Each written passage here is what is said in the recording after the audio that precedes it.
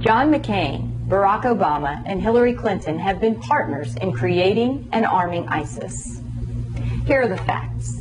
In 2011, John McCain was the lead voice in the Senate calling for arming of the so-called Libyan rebels to overthrow Colonel Gaddafi. McCain even traveled to Benghazi in April of 2011 and called them his heroes. Are you concerned about the people that are actually fighting for the opposition here? Any worries about them? Fighting for the opposition? They're my heroes. Just 1 year later, McCain's heroes used those weapons to kill Ambassador Chris Stevens and 3 other brave Americans.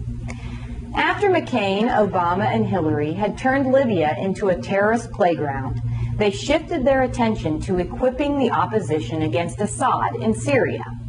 A 2012 State Department memo clearly says the opposition to Assad was Al-Qaeda in Iraq. That's right. The same terrorists who our soldiers had been fighting in Iraq became McCain's new heroes in Syria. In May of 2013, McCain traveled to Syria and was photographed with Syrian rebels, who may well have become leading figures in what would later be called ISIS. McCain returned to the United States and lobbied Congress to fund, arm, and support these Al-Qaeda freedom fighters to the tune of $500 million.